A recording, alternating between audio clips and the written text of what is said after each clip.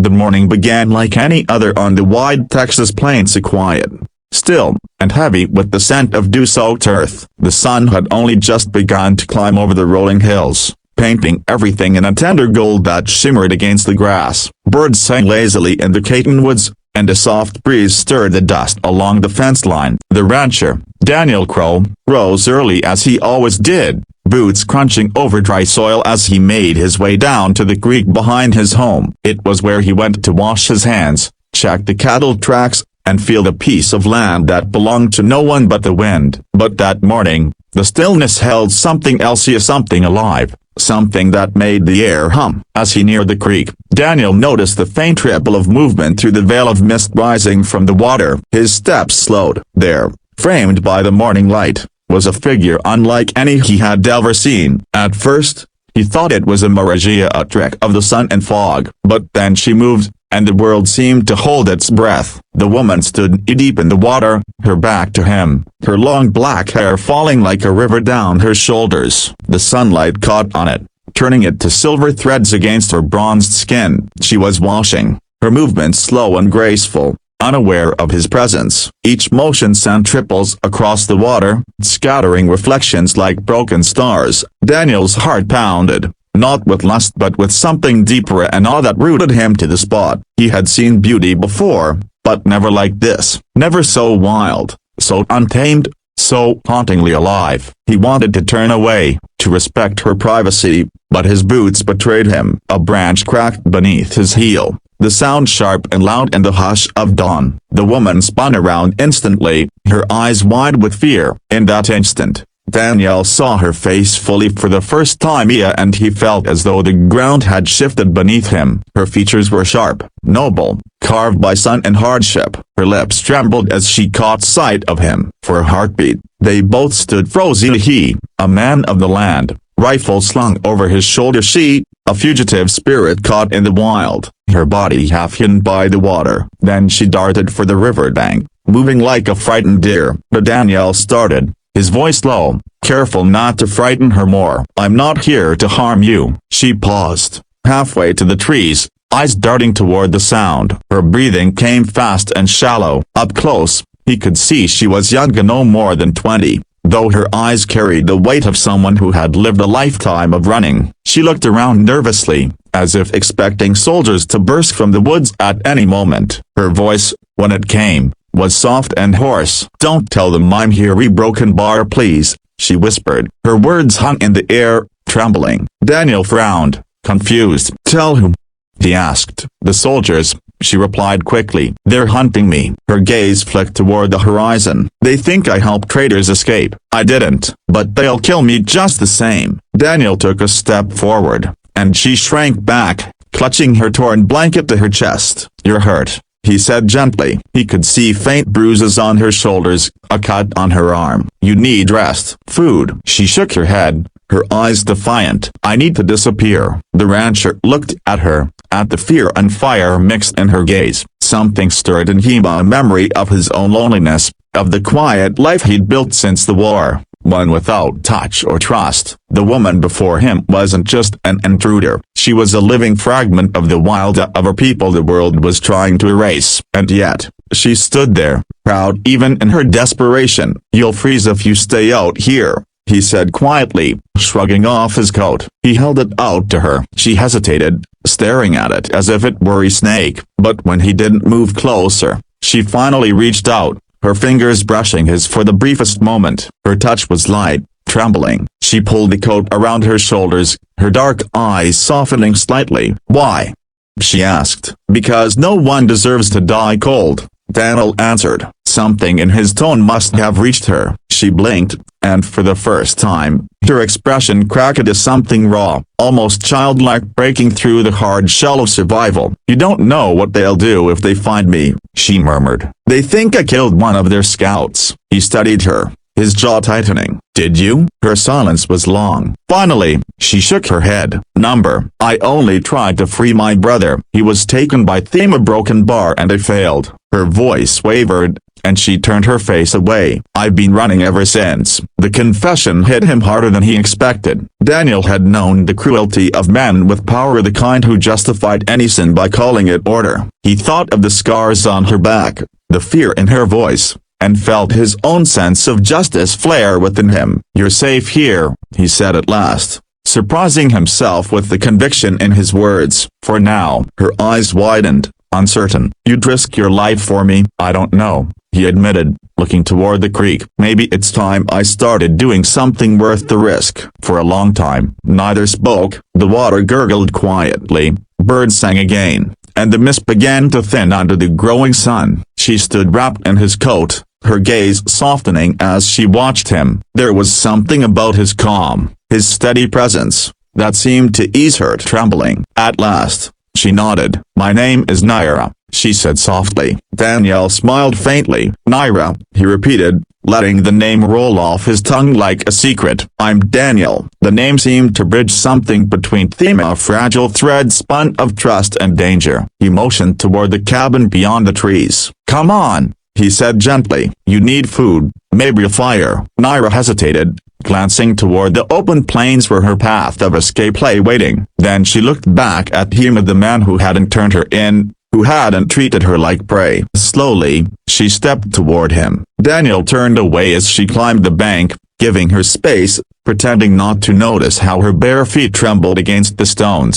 When she finally stood beside him, she looked smaller than he remembered, fragile, but with a strength that glimmered beneath her fear. Together they walked toward the cabin, the morning sun at their backs, two souls bound by chance and danger. Neither of them spoke again, but something in the silence between them felt sacred, like the beginning of a story neither had dared to hope for. Behind them, the creek rippled softly, carrying away the last trace of the mist and the secret that had just taken root in the heart of the wild. The cabin was small, built of rough cedar and stone, standing alone on the endless plain like a fortress against loneliness. Smoke curled lazily from the chimney as Daniel pushed the heavy wooden door open and gestured for Naira to step inside. She hesitated on the threshold, clutching his coat around her body. Her bare feet hovered over the floorboards, as if even the warmth of shelter might be too much to trust. "Go on," Daniel said softly. "Ain't much, but it's safe." Naira's dark eyes scanned the room at the modest table, a cat against the wall, tools hanging neatly from hooks, a rifle above the door. She moved slowly, as though afraid everything around her might vanish if she touched it. The faint smell of coffee and wood smoke filled the air. Daniel poured her a tin cup of water from the pitcher and slid it toward her. She took it without a word, her hands trembling as she drank. For a long moment, the only sounds were the crackle of the fire and her quiet, uneven breaths. Daniel stood nearby, unsure what to say. He had faced storms, wild cattle, even bandits, but this was different. The silence of a frightened woman felt heavier than any bullet. After a while, Naira spoke. "Why are you helping me?" Her voice was cautious, uncertain, like a bird testing the air before flight. Daniel shrugged, keeping his gaze on the fire. "Guess I don't like seeing people hunted. You look like you've been run too hard for too long." She stared into the flames, her expression unreadable. "The army doesn't care if we're guilty or not," she said quietly. "If they see an Apache woman, they see an enemy." Her words hung in the air, sharp and cold. Daniel didn't argue. He'd seen enough of the wars to know she was right. He had fought once under a flag that promised justice, only to watch men burn villages for glory. The guilt of it had followed him home and built the silence he now lived in. He stirred the fire with the poker. "You're safe here,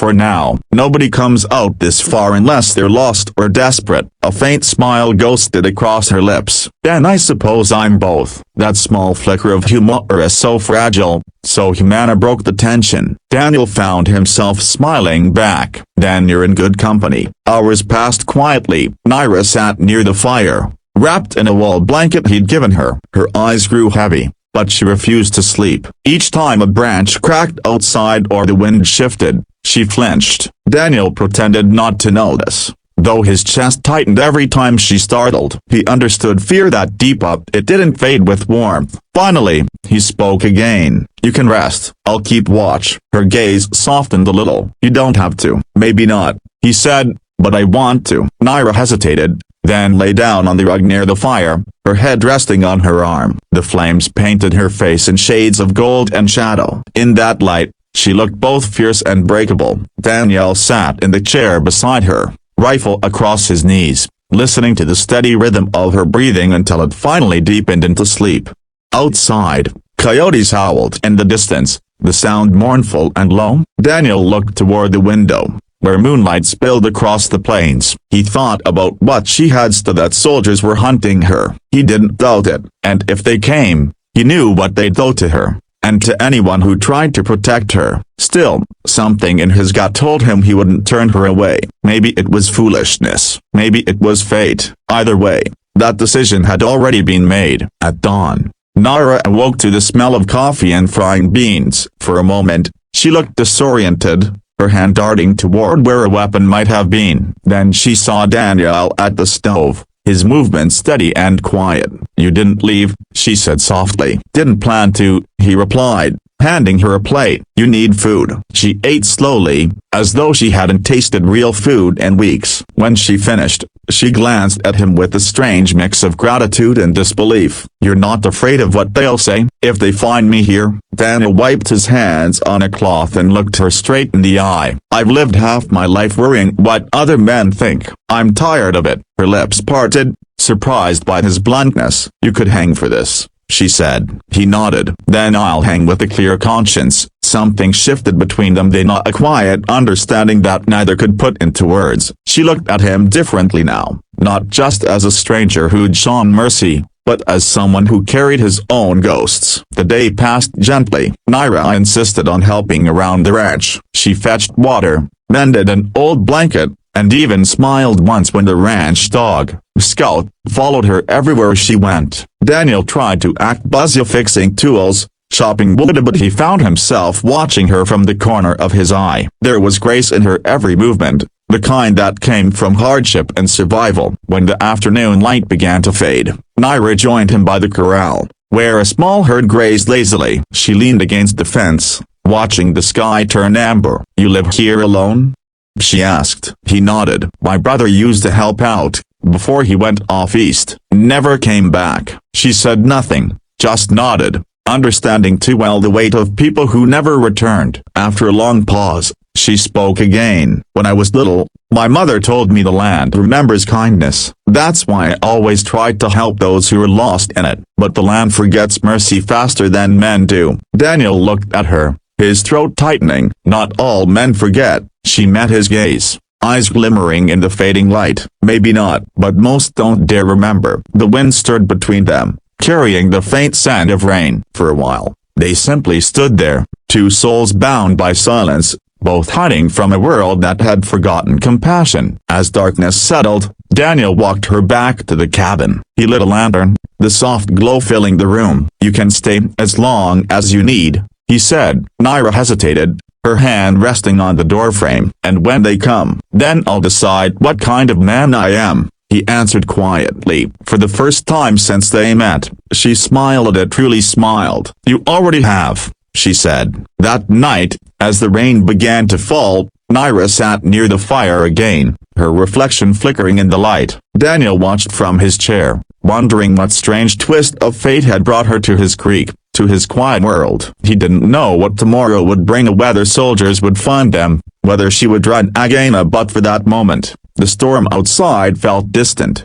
Inside, the silence between them was no longer heavy with fear. It was fragile, tender, alive with the quiet understanding of two people who had seen too much and still dared to hope. And as the firelight danced over her face, Daniel knew one truth with unshakable certainty. His life, once ruled by solitude, had been forever changed by the morning he found her in the creek.